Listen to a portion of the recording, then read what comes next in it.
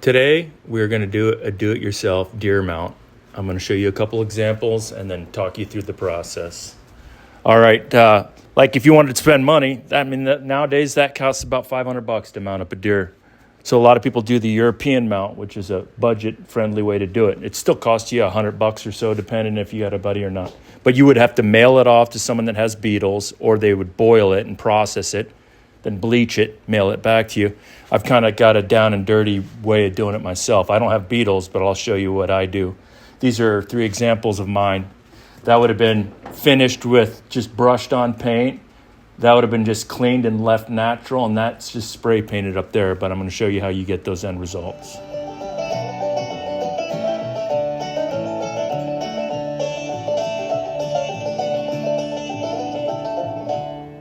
So you're probably wondering why we're outside. We were talking about beetles earlier. I don't have a beetle bin or anything of that nature, so I basically, I'll show you right now.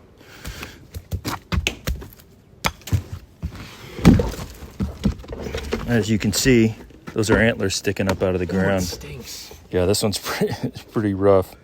It stinks because the critters down there are eating the flesh away from everything.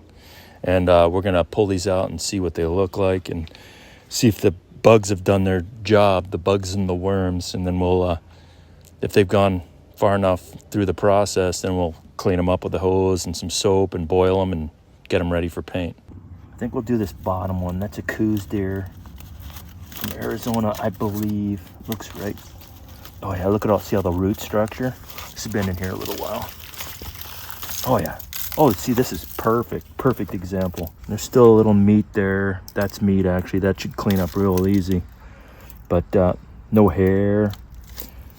There's no sinew or tendon. See, the jawbone was on there earlier, so all the tendons that held the jaw to the skull and muscles is all gone. You can see the little maggots inside there working their magic. We're going to blast it with some water, get all the large chunks out, and then we're going to boil it for a little bit.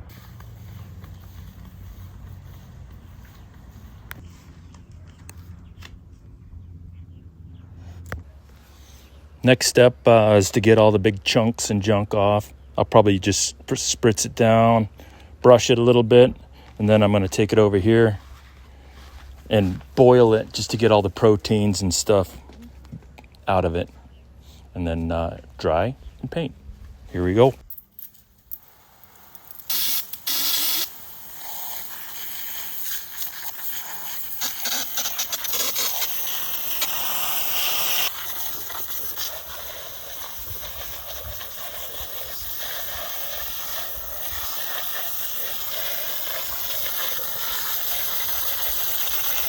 Your eyeball, I'm gonna have to get that out. Oh, nasty. That's gonna be no, but if you look in that hole, that's where the brain was. That looks pretty good. Ooh, yeah. Oh!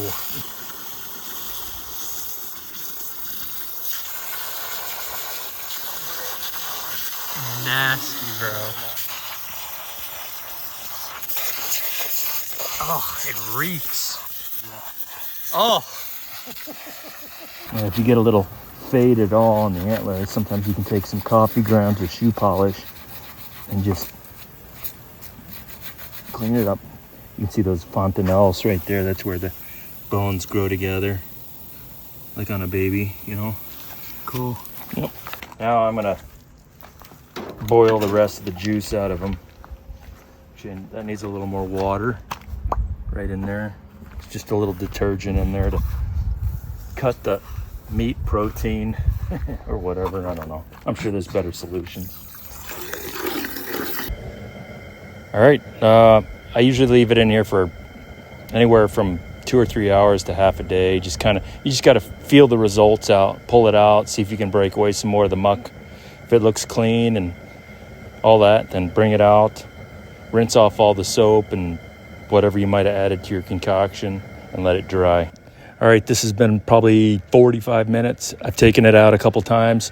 I took a screwdriver and just kind of mucked it out some, and then took a little wire brush into the tight spots and mucked it out, and you can see it's pretty close right there. Now, if the hide was still on, the bone structure would be reddish. But if you're just going to paint over it, it really doesn't make a difference. If you're just going to leave it natural and bleach it, then you probably want to hide it out. I might do a whole another hour, just because I want to get all the proteins out of the porous bone structure. I put a little Dawn soap in there, which should cut grease, get grease out of your way. Wash it with some fresh water and then let it dry overnight. And then usually when you boil, these teeth get loose. You can kind of see how they wiggle. But if you use paint, like brush it on thick, it kind of glues everything together and it seeps into all these little fontanelles, and you can still see that structure, which is cool. All right, I've swapped the water out with some clean, fresh water, with some baking soda and Dawn. It's been boiling for another hour, let's say, so a total of 2 hours. I'm going to pull it out now, see what it looks like, rinse it off with some fresh water, and then I'm going to set it out in the driveway in the sun and on some cardboard and let it dry out, and then we'll go to paint.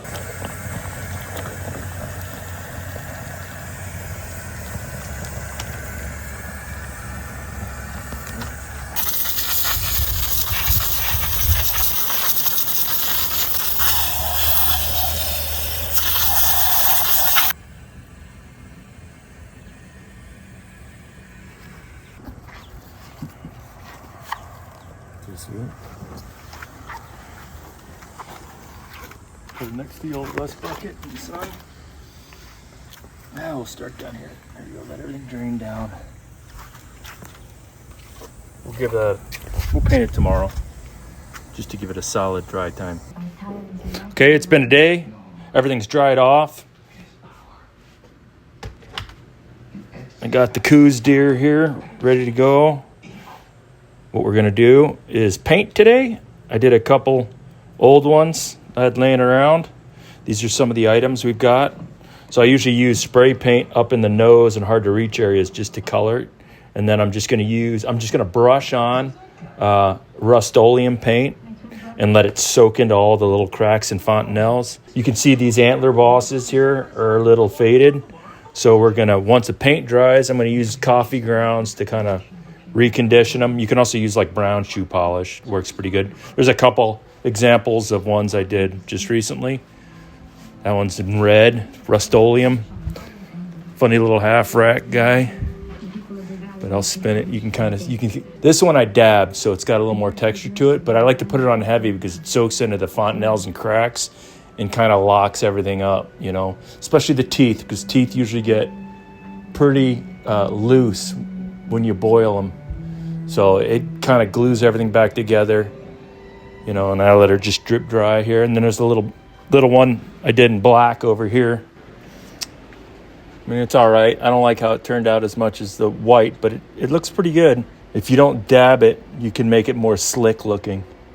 So we'll do that little coos deer in white and then let it dry, touch it up, and then we'll make the antlers look a little pretty, and here we go. All right, now I'm going to spray paint like up in the real fine areas that I can't really get a brush into. I'm going to up into these sinuses areas and back into the brain cavity. I'll just hit it with some white paint.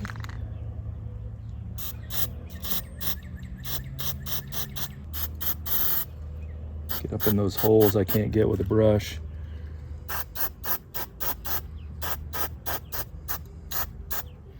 Down those little holes there.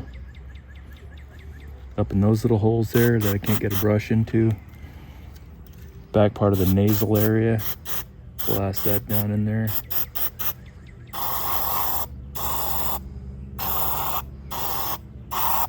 I'll let that dry a little bit, and then we'll brush on some paint. That'll be the next shot.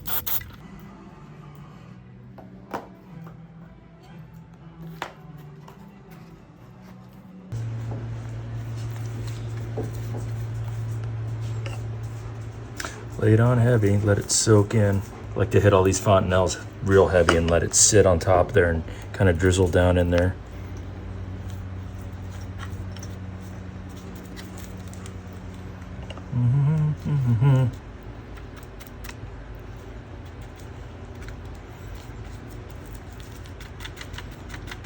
Lay it heavy on the teeth. That's because they're loose. Let it soak down into the teeth. All right. Looks like a lot of paint because it is, but that's all right. We're trying to glue this thing all together, fill all the little voids. And when this dries, you'll be surprised how sturdy it gets. Load her up, baby. Get her juicy. Get it juicy. Let me know which one you like the best. White, natural, different colors. My buddy does the dip with spray paint and water. That turns out super cool, but I've never really done it. Maybe next time around I'll look into doing that. If you lay it on heavy and let it drip off, it actually keeps it real shiny. If you kind of dab at it, you can give it the texture like that red one. I've got a couple that are shiny.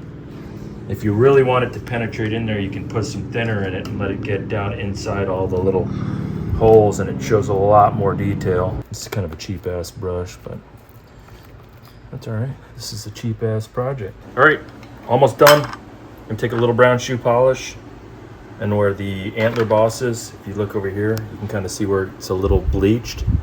I'm gonna brush it in here and then wipe it off just to get a little color. Right here you can kind of see. Probably get a browner next time, a little darker brown shoe polish. We'll be back here just in a second with the final result. I'm gonna toothbrush this in and then wipe it off with a rag, cut it down, and we'll put it up on the wall.